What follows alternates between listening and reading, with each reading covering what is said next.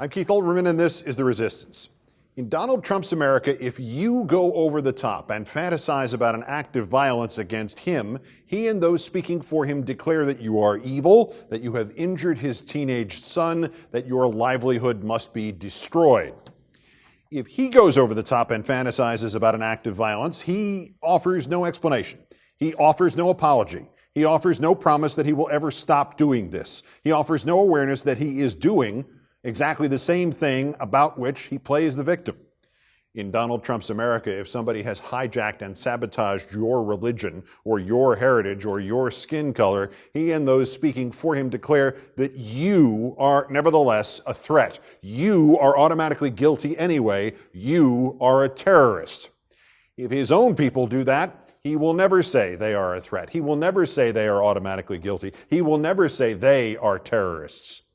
In Donald Trump's America, if you have a television program that is not about politics, and if you have a Twitter account not affiliated with that program or the network that carries it, and you dare to call him out on it as a racist, he and those speaking for him will declare a, quote, untruth, will demand an apology from your employer, will insist you should be fired.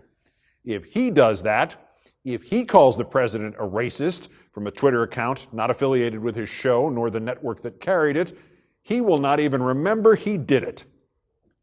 The president behaves like a dictator with no interest in the First Amendment, nor the Constitution, nor free speech. We know that. The president behaves like a white supremacist who, even when given a series of passes for his own appalling sympathy for the Nazis and the KKK, he must tear those passes up and default back to the public statements, mitigating their horror and their hatred. We know that. The president behaves like a man with little or no control over his own violent fantasies. This dream of hitting a golf ball hard enough off Hillary Clinton's back to cause her to collapse is just the latest. There was that wrestling meme against the media, the taunting of an unstable foreign leader waiting for an excuse to start a war, the encouragement of violence against others during his campaign, the pussy grabber tape. Violence and misogynistic violence and sexual violence are in this man's soul. We know that. But perhaps even in the context of these nightmare realities, that there's not just a person like this who is not in a home somewhere, but that this person has seized power and is erasing our democracy day by day. Even considering that horror, we may have missed the true overarching point of Donald Trump's America, which is simply this. If something is done to Trump, he has been wronged. He is a victim. He is under attack. But if the same exact thing is done by Trump, it's fine, or you are overreacting, or America has enough of political correctness, or you don't have a right to say it.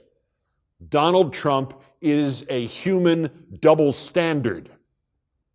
Of all the existential perils he presents to our country and our lives, none may be worse than this. For 200 years, we have defeated those who would turn free speech off and on like a light switch. For 50 years, we have beaten back the racists and the anti-Semites. For 30 years, we have suppressed the misogynists and the sexists. For 20 years, we have begun to push back against the violent and the bullies and those who excuse violent fantasies and bullying as simply another aspect of expression or their culture.